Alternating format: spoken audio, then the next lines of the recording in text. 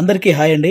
ఆహ్, ముఖ్యంగా జన సైనికులకి, వీర మహిళలకి నాదొక చిన్న విన్నపం అండి. నేను ప్రొఫెషనల్‌గా కమెడియన్ అయ్యుండొచ్చు గానీ, పర్సనల్‌గా 80% మార్కులతో బీటెక్ కంప్లీట్ చేసి, ఈ సమాజం మీద, రాజకీయాల మీద, అలాగే వ్యక్తుల మీద, విలువల మీద, అన్నిటి మీద అవగాహన కలిగిన ఒక వ్యక్తిని నేను కూడా. ఆంధ్రప్రదేశ్‌లో ఓటు హక్కు ఉంది కాబట్టి జరుగుతున్న విషయాల మీద మాట్లాడే హక్కు నాకు కూడా ఉందని నేను మాట్లాడుతున్నాను. అంటే జనసేనకి 24 సీట్లు అని అనౌన్స్ చేయగానే చాలామంది పవన్ కళ్యాణ్ గారిని తిడుతున్నారు.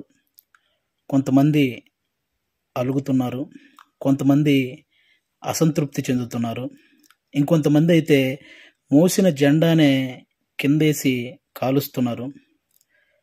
ఇంకొంతమంది అయితే వేసిన స్టిక్కర్స్‌ను లాగేసి పీకేస్తున్నారు. ఇవన్నీ చూసి నిజంగా మనసుకి చాలా చాలా చాలా బాధ అనిపించింది. ఒక్కసారి ఆవేశంతో కాకుండా మీ ఆత్మసాక్షిగా ఆలోచించి చెప్పండి. తన నమ్ముకున్న ప్రజలను కానీ, తనతో నడుస్తున్న నాయకులను కానీ మోసం చేసే వ్యక్తిత్వం పవన్ కళ్యాణ్ గారికి ఉంటుందా అండి? పెట్టిన పార్టీకి సపోర్ట్ చేసే మనమే ఇంత ఆలోచిస్తే, ఒక పార్టీ పెట్టిన వ్యక్తి ఇంకెంత ఆలోచించుంటాడు? ఒక డెసిషన్ తీసుకోవడానికి తనలో తాను ఎంత మదనపడి ఉంటాడు? ఇది ఒక్కసారి ఆలోచించాలని మనస్ఫూర్తిగా కోరుకుంటున్నాను. 10 సంవత్సరాలుగా ఎటువంటి అవినీతి చేయకుండా తన సొంత కష్టార్జితంతో పార్టీని నడుపుతున్న గొప్ప నాయకుడు పవన్ కళ్యాణ్ గారు. అలాంటి వ్యక్తి గురించి మన శత్రువులు మాట్లాడినట్టు మనం కూడా మాట్లాడితే నిజంగా బాధ అనిపించిందండి.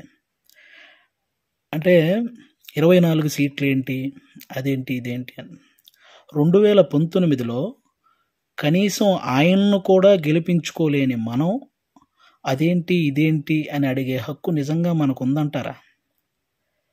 అరే, చిన్న పరీక్ష ఫెయిల్ అయితేనే ఇంట్లో నుంచి ఒక 10 రోజులు బయటికి రాము. అలాంటిది ఇంత పెద్ద ప్రజా సంగ్రామంలో 2 చోట్ల ఓడిపోయి కూడా రెండో రోజే సమస్య అనగానే పరిగెత్తుకుంటూ వెళ్ళి ఆ సమస్యను సాల్వ్ చేసిన గొప్ప మనసు పవన్ కళ్యాణ్ గారిది. తన పిల్లల కోసం బ్యాంకులో దాచిన డబ్బును కూడా తీసి కౌలు రైతుల కష్టాలు తీర్చిన పవన్ కళ్యాణ్ గారి గురించా మనం ఇలాంటివన్నీ మాట్లాడేది? ఎన్నో సమస్యల మీద ఎంతోమందికి ఎన్నో రకాలుగా సహాయం చేసిన వ్యక్తిత్వం.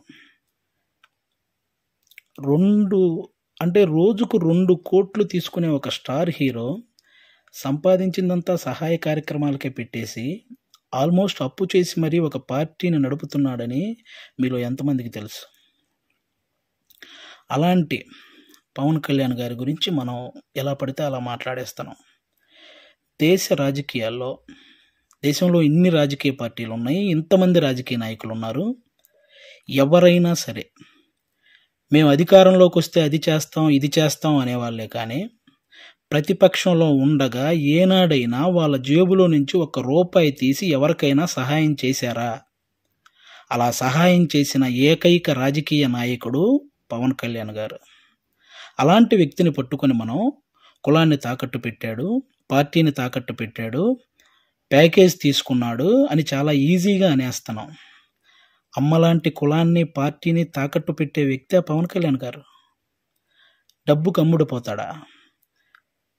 ప్రతిపక్షంలో ఉన్న టీడీపీ కంటే అధికార పక్షంలో ఉన్న వైసీపీ దగ్గరే ఎక్కువ డబ్బు ఉంటుంది కదా. మరి అమ్ముడుపోయే వ్యక్తి అయితే వాళ్ళే కొనుక్కోవచ్చు కదా. ఎందుకండి ఈ మాటలు? పవన్ కళ్యాణ్ గారు ప్రజలు పంచే ప్రేమకు బానిస కానీ నాయకులు పంచే డబ్బుకి ఎప్పటికీ బానిస కాడు, అవ్వడు. అభిమానించటం అంటే మనకు అనుకూలంగా ఉన్నప్పుడు జై కొట్టడం, అనుకూలంగా లేనప్పుడు బాయ్ చెప్పడం కాదండి. ఒక నాయకుడు ఎలాంటి డెసిషన్ తీసుకున్నా దానికి కట్టుబడి ఉండటాన్నే అభిమానించటం అంటారు. అదే నిజమైన అభిమానం అంటారు. అలా ఉండగలగాలి. ఎవరో రెచ్చగొట్టే మాటలు, మన మీద కావాలని చూపించే జాలికి వాటిని చూసి మన నాయకుడిని మనమే ఎప్పుడు తక్కువ చేసి మాట్లాడకూడదు. అలాగే టీడీపీ కార్యకర్తలకు కూడా నా నుంచి ఒక చిన్న విన్నపం అండి. 2014లో ఒక్క సీటు కూడా ఆశించకుండా పూర్తి మద్దతు చంద్రబాబు నాయుడు గారికి ప్రకటించారు. ఆ త్యాగాన్ని గుర్తించాలని మనస్ఫూర్తిగా కోరుకుంటున్నాను. అలాగే 2023లో 14 సంవత్సరాలు ముఖ్యమంత్రిగా చేసిన ఒక వ్యక్తిని, పేద కుటుంబాల్లో ఎంతోమంది పేద విద్యార్థులు వాళ్ళు ఐటీ జాబ్ చేయొచ్చు, అమెరికాలోకి వెళ్ళి సెటిల్ అవ్వచ్చు అని ఈ ఐటీని తెలుగు రాష్ట్రాల్లో ప్రతి ఒక్కరికి పరిచయం చేసినటువంటి చంద్రబాబు నాయుడు గారు లాంటి వ్యక్తి ఒక 70 ఏళ్ళ పైబడిన వ్యక్తిని జైల్లో పెడితే నిజంగా చాలామందికి బాధ అనిపించింది. అలాగే పవన్ కళ్యాణ్ గారు అక్కడికి వెళ్ళి కలవడం జరిగింది. పొత్తు అనేది పెద్ద సభలు పెట్టి ఆడంబరంగా చేసుకోవచ్చు, కానీ అలాంటి ఆడంబరాలు కోరుకోలేదు. అక్కడ కష్టాన్ని చూశాడు. ఆ జైలు ముందుకు వచ్చి అక్కడే పొత్తును ప్రకటించాడు. ప్రకటించిన వెంటనే జన సైనికులందరికీ ఏం చూసించాడో తెలుసా? అవసరంలో మనం ఆదుకున్నాం కాబట్టి అనవసరంగా టీడీపీని ఎవరైనా తక్కువగా మాట్లాడడం కానీ తప్పుగా మాట్లాడడం కానీ చేయొద్దని జన సైనికులందరికీ చూసించారు.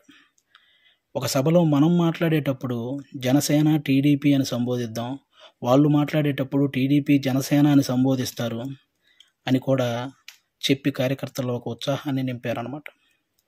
అంటే ఒక పొత్తు ధర్మాన్ని ఇంతకంటే నిజాయితీగా పాటించే వ్యక్తి ఎవరైనా ఉంటారా?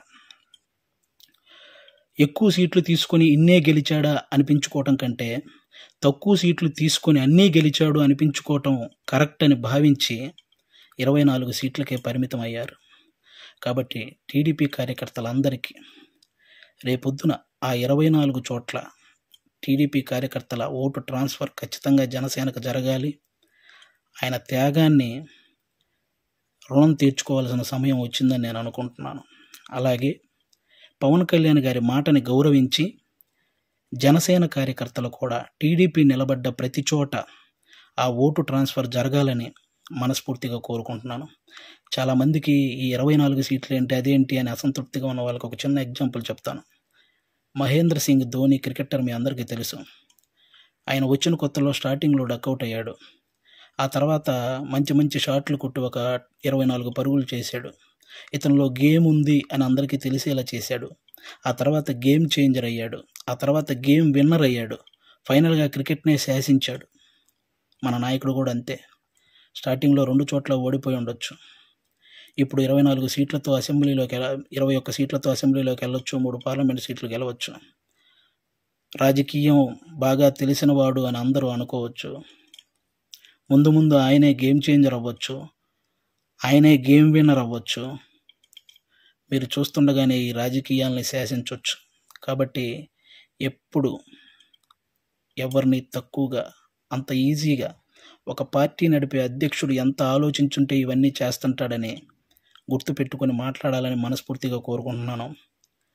ఆయన నిలబడ్డ 24 సీట్లు గెలిపించి ఒక మంచి పొజిషన్లో ఉంచండి. మన మనసులో ఉన్న పొజిషన్కి ఆయనే చేరుకుంటారు. థ్యాంక్ యూ అందరికీ. అంటే 10 సంవత్సరాల నుంచి పార్టీ నడుపుతున్న ఒక వ్యక్తికి 10 సీట్లు తగ్గగానే ఎలా పడితే అలా మాట్లాడుతుంటే 2 డేస్ నుంచి ఏం చేయాలో అర్థం కాక ఒకసారి నేను మాట్లాడాలనిపించి మాట్లాడాను. తప్పు మాట్లాడుంటే క్షమించండి, కరెక్ట్ మాట్లాడుంటే కన్విన్స్ అవ్వండి. Thank you. జై హింద్, జై జనసేన. Thank you. ఇప్పుడు ఆపరేషన్ లేకుండానే మోకాళ్లకు ప్లాస్మా ట్రీట్మెంట్. మీ ఆర్థోపెడిక్ సమస్యలన్నిటికీ రోబోటిక్ టెక్నాలజీ ద్వారా తక్కువ ఖర్చుతో శాశ్వత పరిష్కారం. Free consultation. ప్రతి ట్రీట్మెంట్ పై 20% డిస్కౌంట్. ఈ ఆఫర్ కొద్ది రోజులు మాత్రమే. త్వరపడండి. V9 hospitals 9281465842.